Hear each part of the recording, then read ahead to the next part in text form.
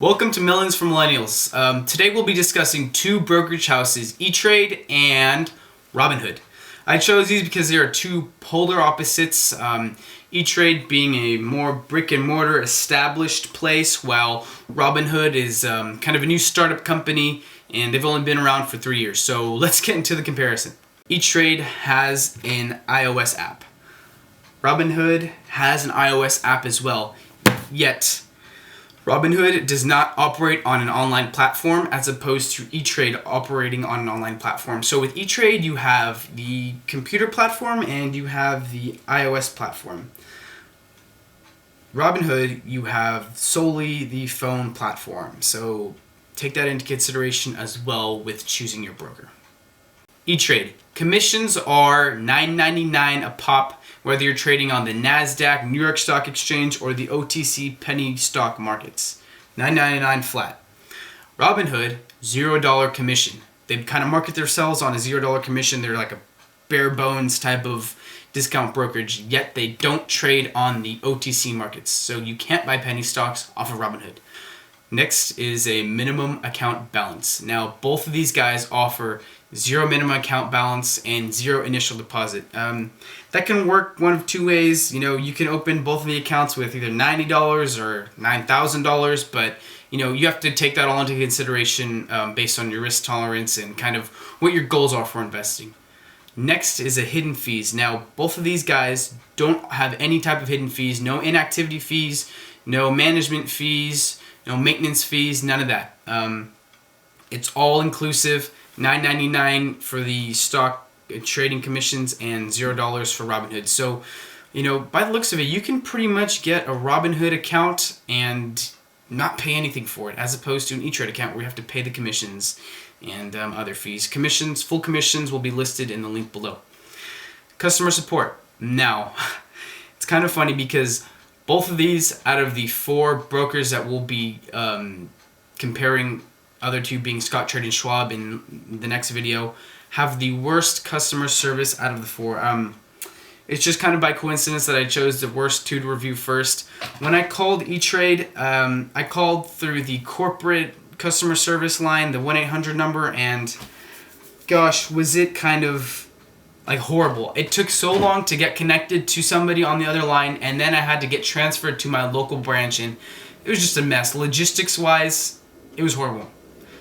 RobinHood, on the other hand, picked up relatively quickly, yet their sales associate wasn't very adamant as far as answering my questions. He seemed kind of disinterested and annoyed by my questions. So I'll get into that later, but that's kind of a basic rundown on their customer support.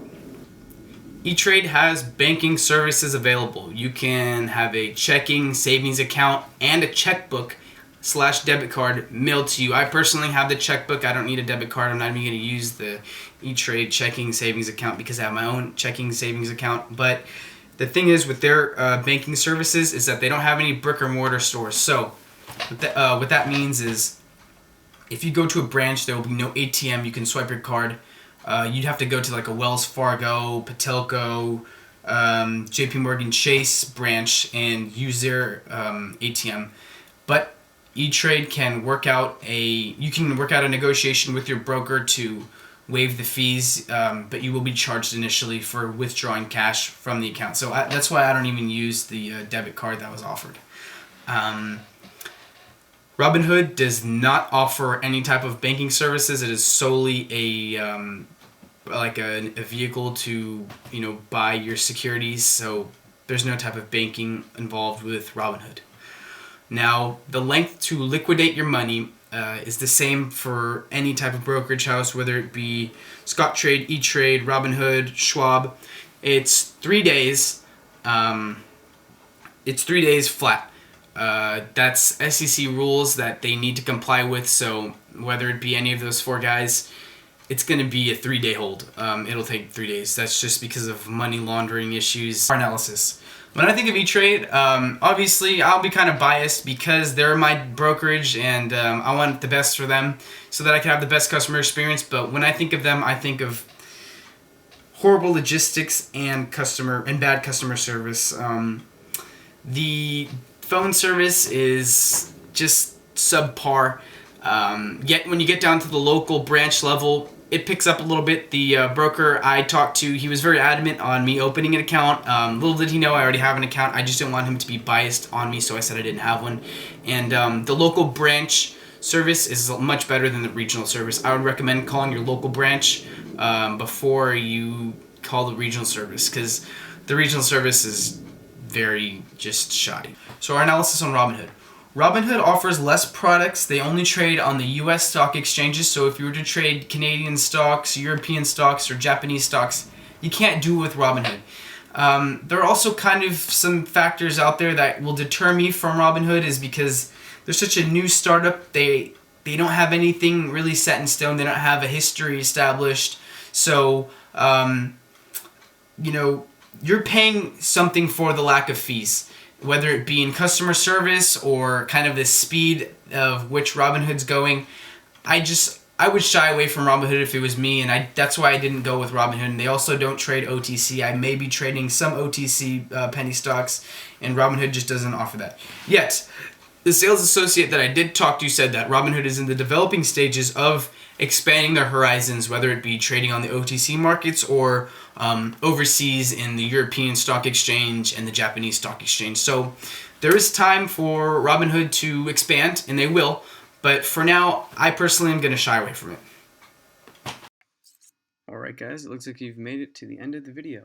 This is kind of just a on paper type of breakdown of E-Trade and Robinhood. As you can see on the left, we have the criteria right here, ranging from stock commissions all the way down to contact info.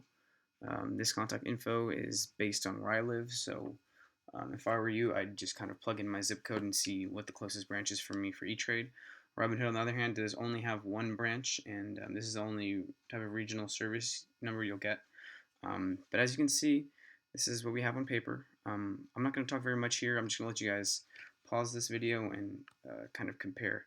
So that about wraps it up for you today. I hope you guys found this very informative, and if you have any questions or concerns, just don't be afraid to leave them down below, or shoot me a DM or follow me on my Twitter account. Thank you guys. Like always, happy hunting.